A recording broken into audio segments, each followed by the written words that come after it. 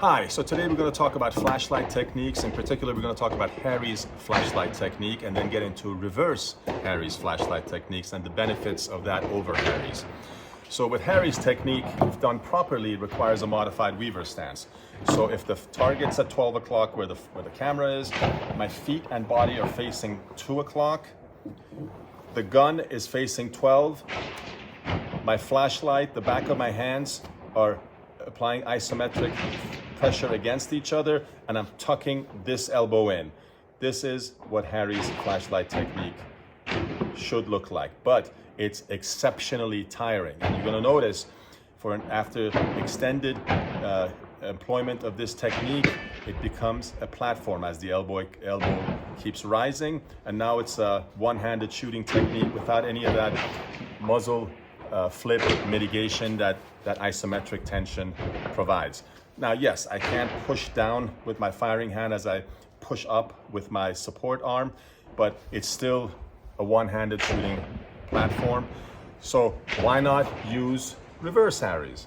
So instead of having this hand underneath, which is a lot of people use this technique improperly anyway, why not just put the flashlight hand over my firing arm, and I'm applying force up with my firing arm and pushing down with my support hand, with my flashlight hand.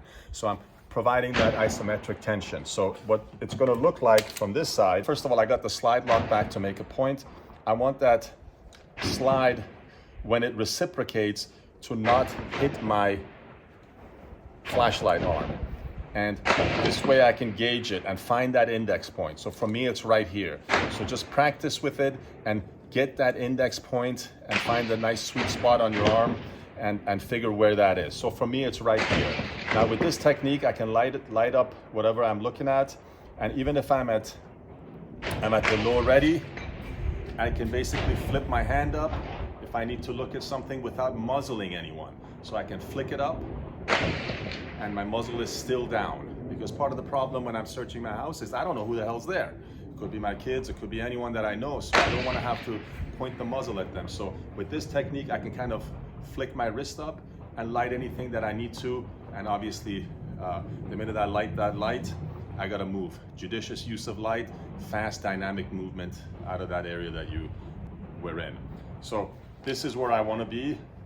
Lock the slide back and figure out where that sweet spot is for you. Now, again, most people employ Harries technique incorrectly. So if you're gonna do it like this, which is a platform, why not just have it over? Again, don't worry about that slide hitting you, because if you train, it's a training issue. And if you have that index point where your flashlight arm should be, you're not gonna have that issue. Just practice at home and figure out where that index point is. So I think that is a much more useful technique, and I have way more muzzle flip mitigation. I would even argue that I have more muzzle flip mitigation than Harries if done properly. Again, I can have my muzzle down. I can just flick my wrist up if I want to search anything or if I want to check anything out. What do I use flashlights for? Search, navigate, identify, control, and communicate.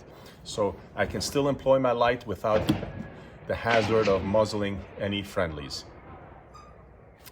Thanks for watching.